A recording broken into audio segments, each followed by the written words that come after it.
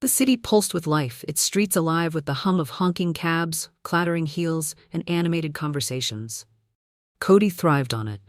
At 25, his boundless energy seemed to mirror the city's relentless pace. Whether scaling graffiti-laden rooftops for the perfect photo or diving headfirst into underground music venues, he sought adventure at every turn. Life, for him, was a thrilling symphony of chaos. Reba, on the other hand, was a still pond amidst the urban whirlwind. Her world revolved around the library where she worked, a sanctuary of quietude and order. At 23, she was the picture of reserve. Soft-spoken, methodical, and content to let life flow by without much fuss. Reba found comfort in routine, and her younger sister Zoe was her steadfast guardian. Although only 21, Zoe had taken it upon herself to protect Reba from the harsher edges of the world. Their lives, so seemingly opposite, converged one crisp evening outside the vintage movie theater, where the allure of a critically acclaimed indie film had drawn an eclectic crowd. Cody, leaning casually against the velvet rope, was cracking jokes with strangers. A few spots behind him in line, Reba and Zoe stood quietly, their contrasting energies already setting the stage for what was to come. "Hey, you two are here for the Lost Moonlight too?" Cody's voice carried back to Reba and Zoe as he turned, his grin as wide as the marquee overhead. Reba glanced down, startled by the attention, but Zoe stepped forward. "Yeah? Why?" "No reason," Cody said with a shrug. "Just making sure I'm not the only one who spent an hour in line for tickets." Zoe raised an eyebrow. "It's called dedication." "Dedication? Or maybe obsession?" Cody quipped, earning a faint chuckle from Reba. He caught the sound and zeroed in. "Ah, see? Someone gets it." Reba flushed, looking away. Zoe, sensing the intrusion, placed herself firmly between them. "We're fine, thanks." Unperturbed, Cody gave a mock salute and turned back, though he couldn't resist sneaking another glance at the quiet girl whose smile, though fleeting, had sparked something in him. Cody couldn't shake the image of Reba's shy smile as he stood in the theater line. The line begins to move slowly, the crowd buzzing with excitement for the film. Cody found himself glancing back at the two sisters more often than he intended. The assertive one, Zoe, he guessed, kept her stance firm, arms crossed like a fortress around her quieter companion. But it was the other girl, Reba, who intrigued him. She had barely spoken, but there was something about the way her gaze flitted between the marquee and the pavement, as though she were observing the world while trying not to be noticed by it. As the line shuffled forward, Cody tried to focus on anything else. He fiddled with his ticket, made small talk with a stranger in front of him, and even checked his phone, but his curiosity about the sisters lingered. When the theater doors finally opened, Cody waited at the entrance, pretending to adjust his jacket, just to catch one last glimpse. Reba passed him first, her head down as she clutched her ticket. Zoe, of course, shot Cody a warning look. "Don't even think about it," her eyes seemed to say. Cody smirked to himself. Challenge accepted. Inside the theater, the sisters chose seats near the back, away from the bustling center crowd.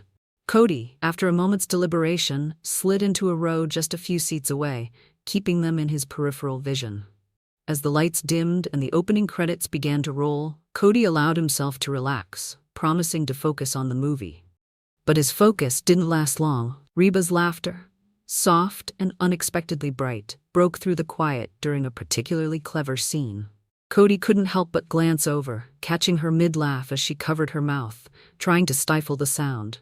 She caught him looking and immediately ducked her head, her cheeks glowing even in the dim light.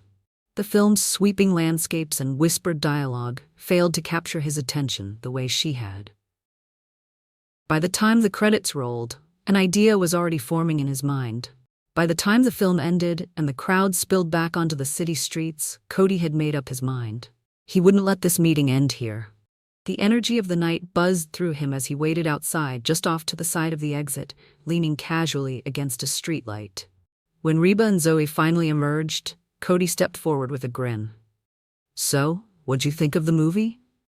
Zoe sighed audibly, clearly exasperated. "You again?" Cody shrugged, undeterred. "What can I say? I'm curious. Plus, the quiet one laughed at my favorite part, so I figured we're kindred spirits." Reba blinked, caught off guard by the attention. "It was good," she said hesitantly, her voice barely audible. "Good?" Cody repeated, feigning shock. That's it, come on, it deserves better than good. It was great, Reba amended quickly, the corners of her mouth twitching as if she were suppressing a smile. Zoe stepped between them, her protective instincts flaring. We need to get going. Come on, Reba. Cody raised his hands in surrender. All right, but if I see you two at another movie, I'm taking it as a sign. Reba's cheeks flushed again, but this time, there was a flicker of something else in her expression. Curiosity. As Zoe tugged her away, Cody watched them disappear into the crowd, feeling the spark of an idea. Cody went home with the image of Reba consuming his every thought. He knew he has seen her before, but where? He kept asking himself. So he went to social media and spent the entire night looking for her. When he was about to call it for the night, Cody decided to search for Zoe, and then bam, he found Reba on Zoe's social media account. She works at the city public library. The next afternoon, Cody strolled into the Oakwood Public Library, a place he rarely visited. He moved with feigned nonchalance through the aisles until he spotted her at the circulation desk. Reba was busy scanning books, her focus unwavering. Hey, Librarian of the Year, Cody said, leaning casually on the desk. Remember me? Reba looked up, startled, and instinctively glanced around. From the movie line? She asked hesitantly. Bingo, Cody said, flashing his trademark grin. Figured I'd stop by to say hi. You work here? Reba nodded, still unsure how to react to his unexpected appearance. I do, most days. Cody glanced around dramatically. So where's your bodyguard? She around? Zoe? Reba's lips quirked upward. She's at work. Good, Cody said, leaning in conspiratorially. I was afraid she might throw me out before I had a chance to convince you to help me. Help you with what? Reba asked, her curiosity piqued despite herself. Well, Cody said, gesturing vaguely toward the shelves. Books are kind of intimidating. I figured you'd be the expert. Reba blinked, unsure if he was serious. You don't read? I read, Cody said, feigning offense. I just don't know where to start. So what would you recommend for a guy who's into adventure? Reba hesitated, then rose from her chair. Follow me, she said softly. As they walked through the aisles, Cody couldn't help but notice the quiet confidence in her step. She handed him a copy of Into the Wild and explained its themes with surprising passion. He listened, captivated by her knowledge and the way her eyes lit up when she spoke. You're good at this, he said as they returned to the desk. Good at what? Talking about what you love. Cody tapped the book. I'll give this a shot, but you owe me a full review if I don't like it. Reba smiled, small but genuine. It was the first of many Cody would earn in the weeks to come. True to his word, Cody returned the following week, Into the Wild tucked under his arm. He launched into an animated discussion about the book, surprising Reba with his enthusiasm. Their conversations became a regular occurrence, and soon, Cody began inviting her out for small adventures. The first was a hidden coffee shop tucked away in a narrow alley. Reba hesitated but agreed, drawn by his infectious energy. The cafe's mismatched furniture and live jazz band were a world away from her usual haunts. Yet she found herself enjoying the change. This place is amazing, she admitted, sipping her cappuccino. Right? Cody said, leaning back in his chair. I knew you'd like it. You just needed a little push. Reba smiled, shaking her head. You're impossible. Impossible's my middle name, Cody shot back, earning another soft laugh. From there, the adventures grew bolder. Cody took her to a rooftop garden with a breathtaking view of the city, a bustling food market where they sampled exotic dishes, and even a street art tour that ended with them attempting their own mural. You're a natural, Cody said as Reba carefully added the finishing touches to their design. I don't know about that, she said, stepping back to admire her work, but this is fun. See? Cody said, nudging her playfully. The city isn't so scary. Reba's smile faltered for a moment. It's not the city I'm afraid of. Cody tilted his head. What is it then? Reba hesitated, her gaze dropping. It's hard to explain. Cody didn't press her. Instead, he offered his hand. Well, whatever it is, you've got me now. Deal? She looked at his outstretched hand for a long moment before taking it. Deal. Their growing bond didn't go unnoticed. Zoe, ever watchful, confronted Reba one evening as they prepared dinner. You've been spending a lot of time with him, Zoe said, her tone cautious. Cody? Reba asked, pretending not to understand. He's a friend. Are you sure that's all he is? Zoe pressed. Guys like him, they get bored easily. Reba frowned. You don't know him. And you do? Zoe countered. Reba, I just don't want you to get hurt. I won't, Reba said firmly, though a flicker of doubt crept into her voice. That doubt grew after an encounter at a rooftop party Cody had invited her to. Reba arrived late and overheard a snippet of conversation between Cody and his friends. She's great, Cody was saying.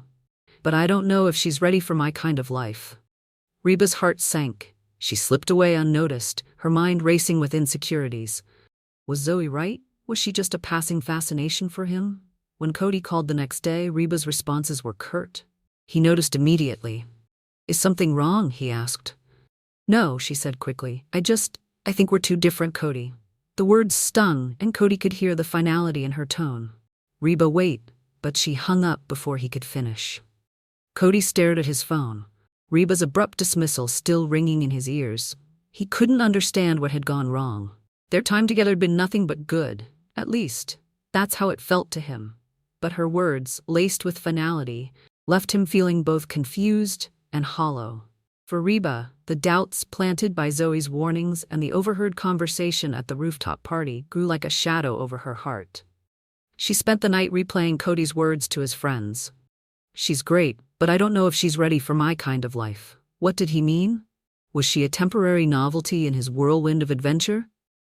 Zoe, sensing Reba's mood, pressed further. You've been quiet all evening. Did something happen? Reba hesitated. I just think, maybe you're right. Cody and I are too different. Zoe raised an eyebrow, surprised by Reba's sudden agreement. You mean that? Reba nodded. I think I need to focus on things that make sense. Things I can count on. Zoe watched her sister carefully, unsure if she believed the conviction in her voice. Still, she said nothing more, trusting Reba to sort through her emotions in her own time. Cody wasn't the type to give up without a fight. If Reba was pulling away because she thought their lives didn't fit together, he wanted to show her she was wrong. Over the next few days, he brainstormed ways to make things right. That's when he remembered their first meeting, the movie line. An idea sparked. He'd recreate the magic of their first encounter but take it one step further, turning it into a memory neither of them would forget. On the night of the event, Cody set up an outdoor movie screen in the park. He hung fairy lights from nearby trees, scattered blankets across the grass, and prepared a lineup of Reba's favorite snacks. It wasn't just an apology, it was a testament to how much he'd been paying attention, how much he cared. He reached out to Zoe, knowing she was the key to getting Reba to show up. You want me to help you? Zoe asked skeptically when he called. After everything? Yes, Cody said without hesitation. Because this isn't just about me. It's about Reba. I care about her, Zoe. I need her to know that. Zoe's silence stretched for an uncomfortable moment before she sighed. Fine, but if you hurt her again, I'll make sure you regret it. Zoe arrived early, her arms crossed as she took in the setup. You went all out. I'm not half-hearted about things I care about, Cody said, adjusting the projector. And I care about Reba. Zoe studied him, her expression softening slightly. She deserves someone who understands her, not just someone who likes the idea of her. I know, Cody said, and I want to prove that I'm the real deal. When Reba arrived, she froze at the sight before her. The soft glow of the fairy lights, the blankets spread invitingly across the grass, and the gentle hum of a classic film's opening credits playing on the screen. It was like stepping into a dream. Cody stood a few feet away, his expression nervous but hopeful. Hey, he said softly. I thought we could start over. Just you and me, and Zoe too if she wants. Reba's throat tightened, emotion welling up at the thoughtfulness of his gesture. You did all this for me? For us, Cody corrected. Because I don't want you to think for 1 second that I don't take you, seriously. Zoe stepped forward then, her arms uncrossing. He's been planning this for days, she said, her voice quieter than usual. Maybe he's not as bad as I thought. Reba turned to Cody, her heart pounding. She thought about Zoe's warnings, about her own fears, and about the moments she had shared with Cody that made her feel alive in ways she hadn't before. You're not making this easy for me, she said with a small laugh, tears glistening in her eyes. I'm not supposed to, Cody replied, because nothing worth it is easy. They settled onto one of the blankets, and the movie began to play. Zoe hung back at first, watching from a distance, but eventually she joined them, sitting down beside Reba with a reluctant smile. Reba gives Cody's hand a gentle squeeze. The city buzzed around them, but in that moment everything felt right. Together they had found a balance between adventure and quiet, between daring and safety, and for Reba that made all the difference. The movie credits rolled, but Cody and Reba stayed where they were, cocooned in the glow of the fairy lights. The quiet between them was no longer uncomfortable. It felt like an unspoken promise, a truce between their worlds. Reba tilted her head, studying Cody's face. "I've spent so much of my life trying to stay in control," she admitted. "You make me feel like it's okay to let go a little. It's terrifying." Cody gave her hand a gentle squeeze. "You don't have to change who you are, Reba. I like you just the way you are, but maybe we can meet in the middle. Your calm and my chaos. What do you think?" Reba laughed softly, her tension easing. "I think we already have." He smiled, brushing a strand of hair from her face. "Good, because I'm not giving up on this. On us." Reba leaned her head against his shoulder, a warmth blooming in her chest she hadn't felt in years. For the first time, the city around her didn't feel overwhelming. It felt alive, vibrant, and full of possibilities. And for Cody, the girl who had once seemed out of reach, was now his anchor in a world that could sometimes spin too fast. Life after that night didn't transform into a fairy tale, but it became something real, something better. Cody and Reba found ways to merge their lives without losing their individuality. Cody still craved adventure, but now he slowed down enough to appreciate the quiet joys Reba brought into his life. Lazy mornings spent reading together, afternoons exploring bookstores, and evenings filled with shared laughter. Reba, in turn, found herself stepping out more often, venturing beyond the safe bubble of her routines. With Cody by her side, she discovered a love for hidden city treasures, rooftop concerts, art installations, and impromptu street festivals. Her confidence grew, not because Cody pushed her, but because he reminded her that she was capable of more than she believed. Zoe, initially skeptical, found herself loosening the reins. Watching her sister flourish, she realized that Reba didn't need her protection as much as she'd thought. Instead, she became a source of support, cheering Reba on from the sidelines and even finding a friend in Cody, though she'd never admitted outright. The trio's bond deepened, and the city became the backdrop to their evolving lives. Cody and Reba's relationship thrived, not because it was perfect, but because it was built on mutual respect, patience, and a willingness to embrace their differences. One evening, as Cody and Reba stood on a rooftop overlooking the city lights, Cody turned to her with a grin. "I told you the city wasn't so bad." Reba laughed, her hand slipping into his. "It's not bad at all. Especially with you." The city hummed around them, alive with energy and stories waiting to be told. For Cody and Reba, it wasn't just a place anymore. It was home. A place where a restless spirit and a quiet heart had found each other, creating a life that was as vibrant and dynamic as the city itself. Together, they faced the world, hand in hand, ready for whatever came next. If you like this warm-hearted tale, please like and subscribe to Green Tea Tales. Help our channel to grow. It will be greatly appreciated. Thank you.